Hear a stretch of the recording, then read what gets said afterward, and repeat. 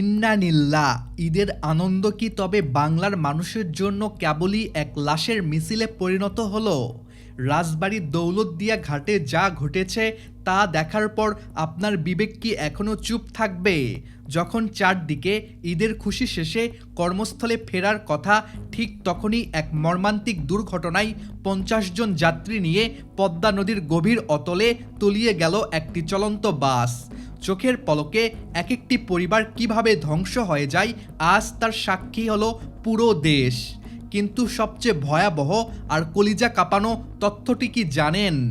যার সামান্য ভুলের কারণে আজ ৪৫টি তাজা প্রাণ পানির নিচে কাতরাচ্ছে, সেই কারণটি শুনলে আপনি নিজের কানকে বিশ্বাস করতে পারবেন না। এটি কি স্রেফ একটি দুর্ঘটনা, নাকি ঠান্ডা মাথায় মানুষকে মৃত্যুর দিকে ঠেলে দেওয়া? আজ পদ্মা ফাঁস হবে সেই চালকের অমার্জনীয় অপরাধের, যার খেসারত দিতে হলো নিরপরাধ যাত্রীগুলোকে। পুরো ভিডিওটি দেখুন।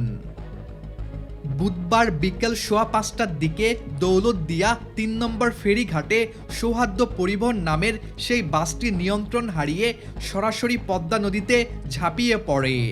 ভাইরাল হওয়া ভিডিওতে দেখা যাচ্ছে ফেরির উপর দিয়ে প্রচণ্ড গতিতে পানির দিকে ছুটে যাচ্ছে বাসটি। মুহূর্তের মধ্যে বাসটি নদীর ৯০ ফুট নিচে তলিয়ে যায়। মারা যাওয়া ব্যক্তিদের একজন রাজবাড়ী সদর হাসপাতালের অবসরপ্রাপ্ত স্বাস্থ্যকর্মী রেহেনা আক্তার। তার বাড়ি রাজবাড়ীর ভবানীপুর এলাকায়। তিনি বাসটিতে করে ঢাকার মিরপুরের বাসায় যাচ্ছিলেন।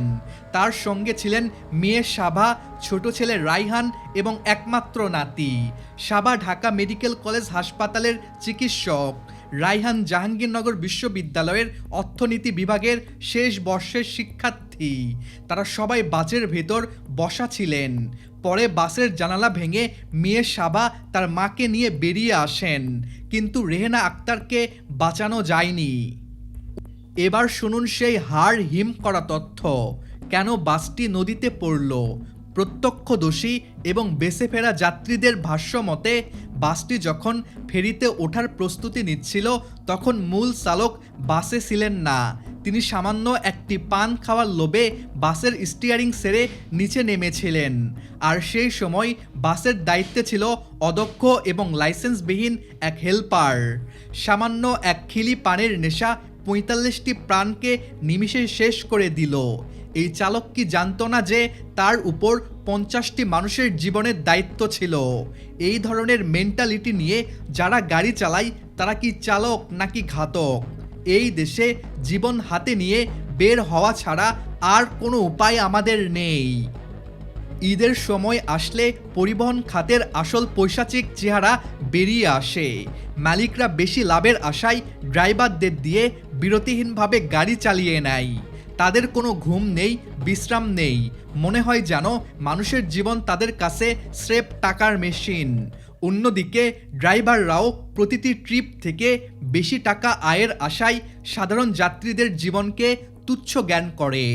কুষ্টিয়ার কুমারখালী থেকে যখন বাসটি ছেড়েছিল তখন যাত্রী ছিল মাত্র ৬ জন, কিন্তু পথে পথে সিন্ডিকেট করে ৪০ সিটের বাসে ৫০ জনের বেশি যাত্রী তোলা হয়েছিল। ইঞ্জিন কাভারেও বসেছিল ৪ জন যাত্রী। অতিরিক্ত লাভের এই নেশাই আজ এতগুলো পরিবারকে চিরতরে নিঃশেষ করে দিল। এই জাতি কি কখনোই সুযোগের অসৎ ব্যবহার বন্ধ করবে না? এদেশে কারণ ছাড়াই মানুষ মরে, আর আমরা কেবল ভিডিও দেখে চোখের পানি ফেলি। অনেকে বলেন সরকার কেন ব্যবস্থা নেয় না?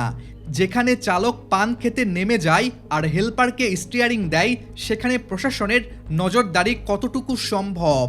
আমাদের দেশে সুস্থভাবে বেঁচে থাকাটাই এখন এক বিশাল চ্যালেঞ্জ হয়ে দাঁড়িয়েছে।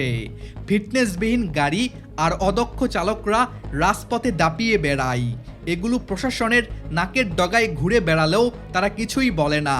দিনের পর দিন কিছু টাকার বিনিময়ে এভাবে প্রশ্রয় দিয়েছে প্রশাসন।